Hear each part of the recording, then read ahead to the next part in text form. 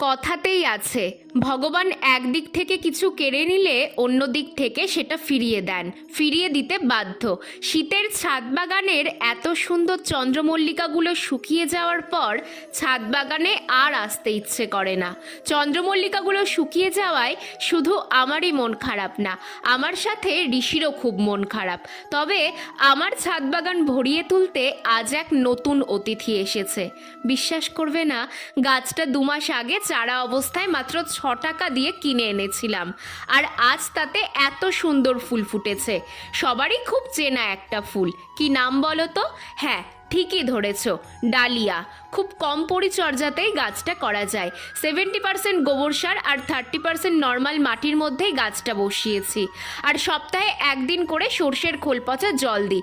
ব্যাস, তাতেই এত সুন্দর রেজাল্ট। তোমরাও কিন্তু ছাদ বাগানে ডালিয়া ফুল অনায়াসেই করতে পারো।